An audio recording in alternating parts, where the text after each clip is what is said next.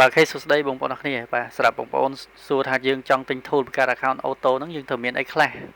បាទនិយាយទៅបងប្អូនមានតែកុំព្យូទ័រមួយគ្រឿងមកហើយតម្លើង LD បានតែមួយផ្ទាំងមក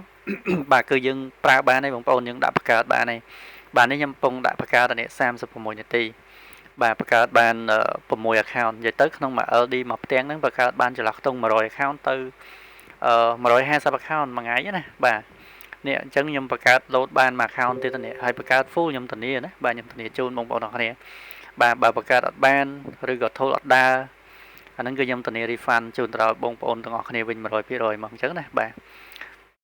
account យើងបង្កើត full ហ្មងបាទហើយតាក់ទងរបៀបប្រើអីបងប្អូនចូលទៅរៀនសិនក៏បានដែរអត់បញ្ហាទេបាទនេះចូលទៅ website របស់ខ្ញុំទៅ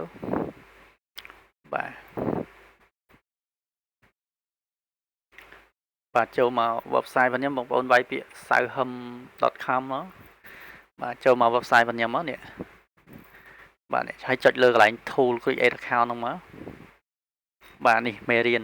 មកចេះសិនចាំទិញក៏បានដែរអត់បញ្ហាទេបាទឆ្ងល់អីឆាតសួរខ្ញុំបន្ថែមហើយបើបងប្អូនទិញខ្ញុំ support តតែបង្កើតបានហ្មងតបងប្អូនបង្កើតបាន account យកទៅប្រើហ្មងអញ្ចឹងណាបាទខ្ញុំធានា100%ជូនដល់បងប្អូនអរគ្នាបាទអូខេអញ្ចឹងក្នុងវីដេអូនេះខ្ញុំមានតែប៉ុណ្្នឹងទេហើយបងប្អូនចង់ទិញមើលមេរៀនបន្ថែមឬក៏ពេលទិញហើយចាំសួរខ្ញុំបន្ថែមទៀតខ្ញុំ support បរិញ្ញាបងប្អូនបន្ថែមទៀតក៏បានដែរបាទសូមអរគុណច្រើន